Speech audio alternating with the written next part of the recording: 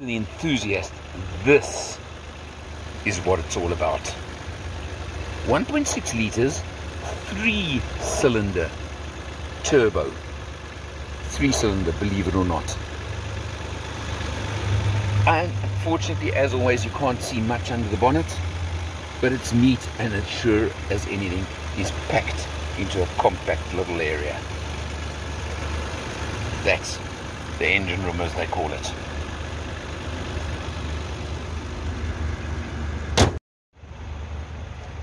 It looks like a Toyota Yaris, or does it? I'm not quite sure right now. You can see a lot of extra scoops over there. You can see 18-inch mag wheels. You can see massive red calipers. Body kit. 2-door also is not quite Yaris, is it? Or isn't it? I don't know. You come around the back, you can see the wider haunches over the rear wheels. You can see 2 massive drain pipe exhausts and a diffuser at the rear. Ah, but wait a minute. What does that say? And what does that say? Because this is a Yaris, but it's not quite a Toyota Yaris. It's the GR Racing Yaris. And that's a very, very different prospect all of its own. So it is very different. It's the WRC World Rally Championship contender from Toyota, based on the Yaris, that they've now converted and made into a road car. Gets a bit confusing, but it's really interesting. Let's look at another few little cues.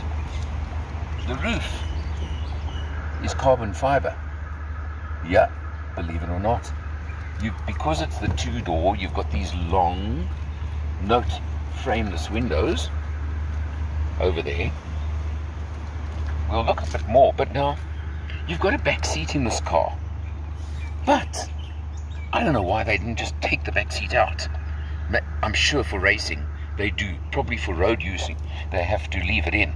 But it's kind of impractical because you've got to, there's no automatic systems on this one like on most 2-door cars. You've got to flip it forward, you've got to move it forward, and then you've got to squeeze your way in. And believe me, it's a squeeze. It really is. It's not practical, but this car's not about practical. So basically, my favorite saying, who cares? Because I don't at this point in time. You come around over here again, and pop open the boot and you'll see it's kind of small. It's got this flimsy little cover over here. You can drop the seats 2/3, 1/3, and then you lift here and you'll notice a couple of points. Number one, no spare wheel. You've got the compressor if you really have to, but your battery is where your spare wheel probably would be.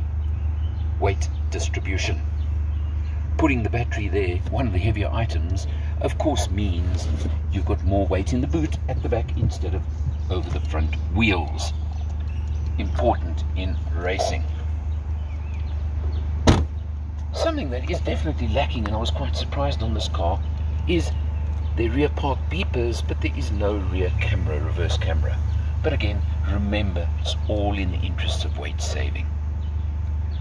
Let's jump inside because it's what this car is really about and what we've got to check out.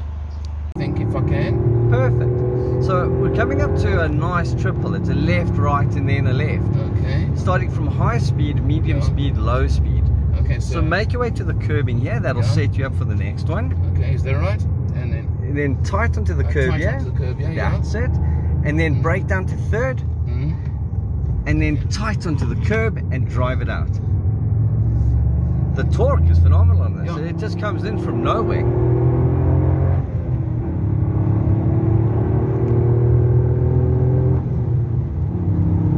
That's it. Keep it going. Keep going. Beautiful.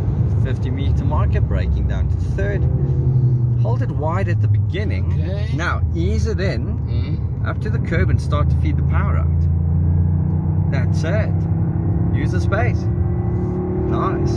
Now wide again, am I right? No, not too much. This is a gentle one. Get to the second curb there.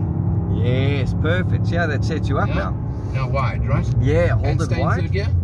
Third's perfect. I mean, with this much torque, we can afford to be quite lazy with the gear shifts. Yeah. I'm sitting in third half the time without bothering to shift. Tight there, right? That's it. Okay. Now, is this one that you go down to second or not really? Not I've yet. gone to second. Okay, so give more power. Okay. Good. Now hold it tight here. Wow, how's that? That's very good. There's not even a chirp from the tires. No, nothing. What I did see before we climbed inside is this is running on the Michelin Pilot Sport 4S's. Okay. To put that into perspective, that would be a similar tire to what you'd find on a 911. Okay, well, that says a lot. And this is tighter. and vehicles like the M4, M3. Okay. Proper high performance equipment.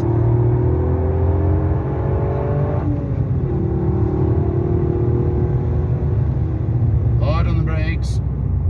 Stay wide and cut narrow now, right into the inside. Is that it? And then take it out wide. And out And look around the corner there. yeah. See how it doubles back on itself? Nice.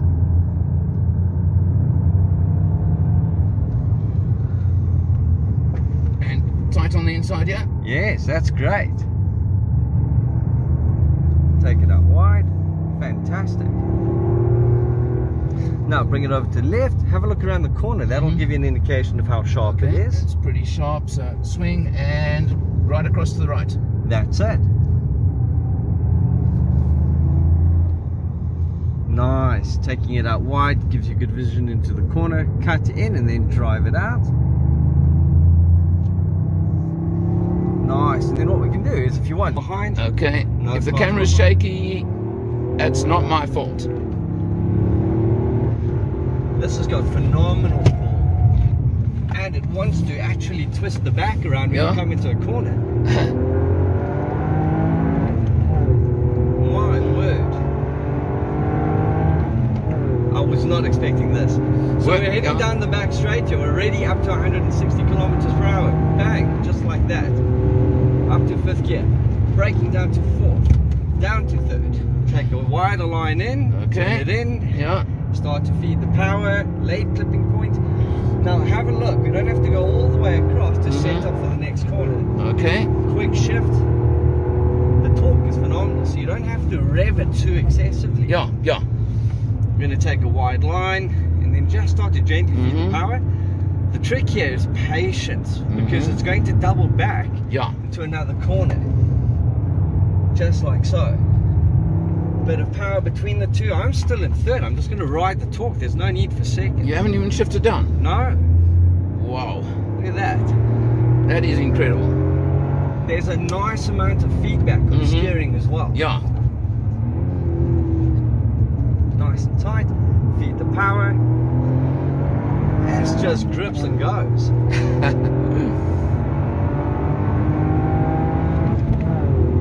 130, 140, 150. Gonna take a slightly wider line. Just the beginning of the tires talking. Yeah. And it's so it's so communicative. Yeah. Let's try a lower gear. Second gear gives us phenomenal control, full throttle. It just grips and goes.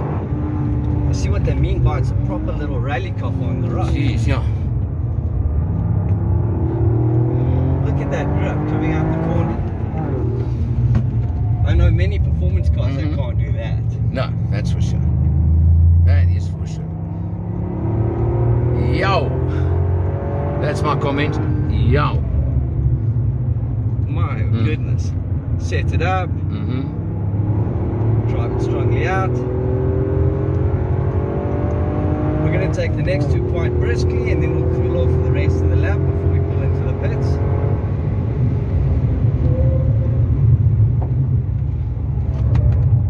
Nah, somebody put a bit of muck on the track there. They made a straight line. Yeah. Did you feel how the back was moving a little bit? Yeah, it jumped around a bit. That was phenomenal. Okay, are we cooled down now? Yeah. Are we in cool down mode? What's that? Oh, I got close to the track edge. Oh, okay. So the camera system has picked up the edges of the circuit, the lane keeping assist, or I'm not sure what Toyota would call it. Yeah. And as I get too close to the line, listen to this. and it actually steers me back in. Yeah, I'm sure you can switch it off. There's a button somewhere there, which, I mean, normally you wouldn't leave it on when you're on track, but quite fun that you did. No, absolutely. Yeah. And it works very, very well, very subtle in its input when it brings me back to the circuit. It's not harsh or aggressive. Now, one of the main reasons that we're taking time to take a lap of the track, we're not going to brake for any of the corners. We're just allowing the heat that we've built up to dissipate. Okay. Because when we enjoy a motor vehicle, we don't want to abuse it. No. And if we don't cool it down and stop in the pits, that heat has nowhere to go except back into the braking system, back into the brake fluid. And it can then very quickly become a problem for the track day enthusiast. And the brakes on this are absolutely staggering. Well, I felt that, that's for sure. My word. I mean, you upped the ante from the laps I did to what you did there, that's for sure, but that was the whole arrangement today, wasn't it? Correct. Okay, but now, just because it's me, were my lines at least decent when I did my laps? So you'll find all of us have room for improvement. And this is what I absolutely love.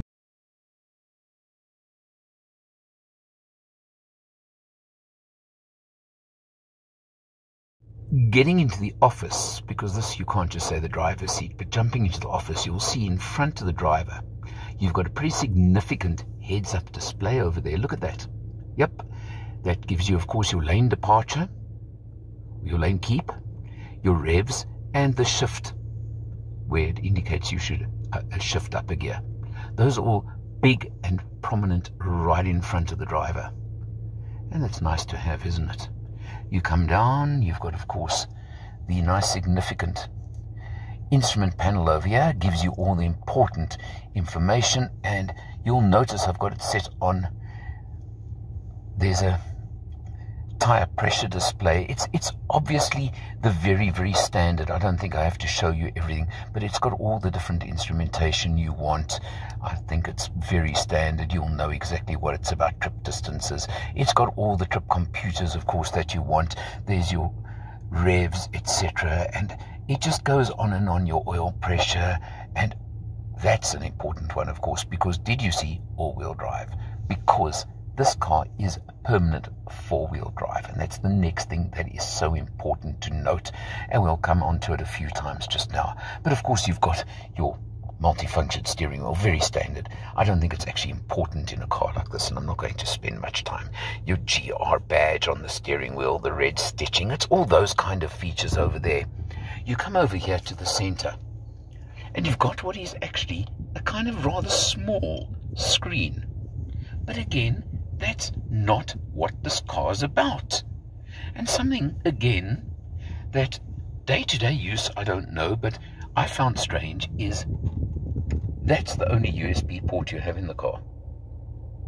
So, it just backs up my point from just now. It's not built for carrying passengers, is it? You don't want to put the kids in the back seat, etc. That's not that kind of car. You've got dual zone climate control, interestingly enough, but here's an important knob. Because over here you can see you've got sport mode and track mode. Now what do those two mean? Well, in normal mode, your power distribution is 70% front, 30% rear. If you go into sport mode, it goes 60-40. And if you go into track mode, it's 50-50. Equal power to the front and rear, which of course is what you want when you're on track. And that's for real racing circumstances. You'll see lots of track footage in this video, and you'll see exactly what we mean, especially when Christo's doing his thing. And it was quite clear. Over here, you've got that 6-speed manual gearbox I mentioned just now. And, well, it's meaty, but it's nice, it's useful, it's practical. I can use all those words, and it works very well. Then just below here are a couple of interesting little buttons. Let's start over there. That one switches out your stop-start. Thank goodness. That one, if you really are brave enough, you can switch out your traction control. And that one I found pretty interesting. That's Toyota's IMT, which is their rev matching for gear shifting, intelligent manual transmission. And if you pop it into that, especially if you're in traffic and driving around town, I did find it quite convenient. It just makes your shifts that little bit easier and just more docile and easier to handle and easier to drive. Well, how are they mixing the track with the road, with the practical and with the impractical maybe? And of course, you've got a good old manual handbrake to match those massive red stoppers on the wheels that I mentioned just now. Okay, so it's quite obvious this is not your normal little Toyota Yaris or your normal little road car. I mentioned right in the beginning, it's based on the WRC winning rally car. You get that little 3-cylinder 1.6 litre engine, 198 kilowatts and 360 Newton meters of torque in this little lightweight car. So you can imagine how it goes. There are two versions available in South Africa at the moment, the GR4 as they call it, and the Rally. This is the Rally, which gives you the track mode, it gives you the bigger brakes, etc. and a few other things. You're looking at 730,000 Rand for this car. You can get into the other version, shall we call it, about 100,000 Rand less. But quite honestly, if you're going to go for a car like this, you've got to go the whole hog, as far as I'm concerned. And you've got to go all the way as far as I'm concerned. Otherwise, I think, personally, I would feel I've gone half measure and I haven't gone the whole way if I didn't go for the full one. That's me. If I have my facts correct, the first batch of these, there were only 90 cars brought to South Africa. So I think there could be a collector's interest in this as well. Let's see if I'm right or wrong. No, there's no comparison. Hyundai i30N is probably about the closest comparison. You're going to get to that, but remember that is front-wheel drive, not all-wheel drive. Same with the Civic Type R. So, difficult to actually pigeonhole this car, but who would want to? You either want one or you don't. Simple as that. What a pleasure, what a bit of fun, that's for sure. For Motor Matters, I'm Alan R. See you next time.